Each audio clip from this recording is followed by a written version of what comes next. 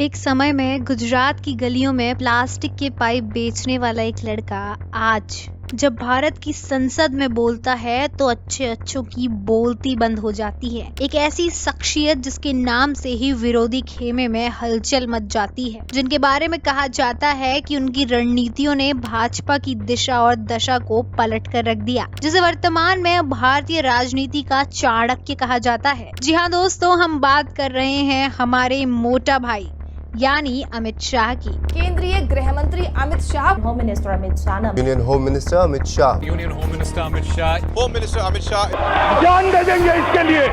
क्या बात कर रहे हो आप? शाह ऐसे बिरले नेताओं में गिने जाते हैं जिनके ड्राइंग रूम में चाणक्य की फोटो आज भी मिल जाएगी। वो खुद बचपन से शतरंज के शौकीन रहे और गुजरात में रहते हुए यह प्रयास किया कि वहाँ के बच्चे को शतरंज जरूर सिखाया जाए ताकि वह जीवन की कला भी सीख सकें। शायद उन्होंने इसे इतना आत्मसात कर लिया है कि अब वो खुद के लिए कठिन लक्ष्य तय करते हैं और फिर उन्हें तोड़ते हैं। उनका मुकाबला खुद से होता है, वरना कोई कारण नहीं था कि 2014 में 282 सीटों के भारी भरकम लक्ष्य को भेद कर वह 300 पार का लक्ष्य तय करते हैं और उसे भी पूरा कर देते हैं। बीजेपी अध्यक्ष से लेकर गृह मंत्री बनने तक उन्होंने देश के लिए ऐसे फैसले लिए जिनके विषय में बात करना भी ख्वाबों की बात लगती थी। इसके अलावा उन्होंने बीजेपी को भी ऊंचाइयों पर पहुंचाया, जहां संभावना नहीं थी वहां भी सरकार बनवाई। दोस्तों, अमित शाह की राजनीति में यह मुकाम इसीलिए भी खास है क्योंकि उनको राजनीति राहुल गांधी या उनके पिता राजीव गांधी की तरह विरासत में नहीं मिली। अहमदाबाद में बायोकेमिस्ट्री में बीएससी करने के बाद अमित शाह ने अपने पिता का प्लास्टिक के पाइप का कारोबार संभाला। इसके बाद उन्होंने स्टॉक मार्केट में कदम रखा और शेयर ब्रोकर के रूप में काम किया। अमित शाह 16 वर्ष की उम्र में अपने पैतृक गांव गुजरात के मानसा में रहे और स्कूली पढ़ाई की। इसके बाद जब उनका परिवार अहमदाबाद शिफ्ट हो गया तो वो अहमदाबाद आ गए, जहां से उन्होंने अपनी बीएससी की पढ़ाई की। अमित शाह साल 1980 में 16 वर्ष की उम्र में राष्ट्र स्वयं सेवक संघ से जुड़ गए थे और एबीवीपी के कार्यकर्ता बन चुके थे। वो अपनी कार्य कुशलता और सक्रियता के दम पर महज 2 साल बाद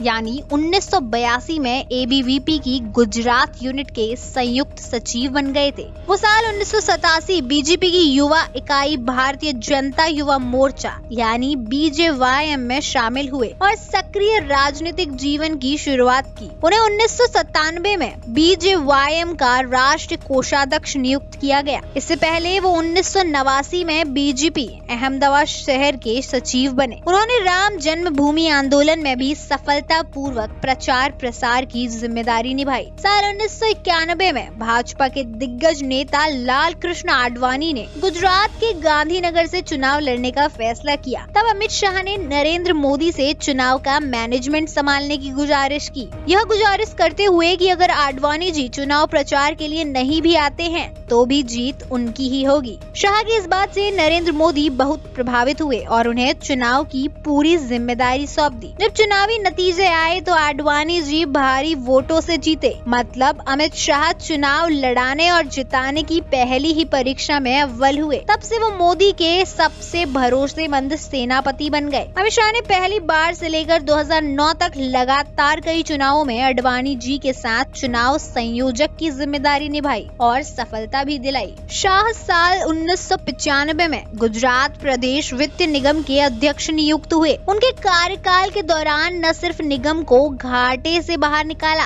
बल्कि इसके मुनाफे में 214% तक की बढ़ोतरी भी हुई। उनकी अध्यक्षता में निगम में पहली बार पट्टा खरीद फरोख्त, कार्यशील पूंजी अवैध लोन और ट्रक ऋण की शुरुआत की गई। शाह 36 साल की उम्र में अहमदाबाद जिला सहकारी बैंक एडीसीबी के सबसे युवा अध्यक्ष बने। उन्होंने पद संभालने के 1 साल के भीतर ही न सिर्फ 20.28 करोड़ का घाटा पूरा किया बल्कि बैंक को 6.60 करोड़ रुपए के फायदे में लाए। साल 1997 में पहली बार गुजरात के सरखेज विधानसभा से बीजेपी प्रत्याशी के तौर पर उन्होंने विधायक पद के लिए नामांकन भरा और भारी मतों से जीत हासिल हुई। विधानसभा क्षेत्र में अमित शाह की लोकप्रियता का अंदाजा आप इस बात से लगा सकते हैं कि आने वाले हर चुनाव में उनकी जीत का अंतर लगातार बढ़ता गया। अमित शाह की संगठन को जोड़ने की कुशलता देखते हुए 1998 में भाजपा की गुजरात गुजरात यूनिट का प्रदेश सचिव बनाया गया। इसके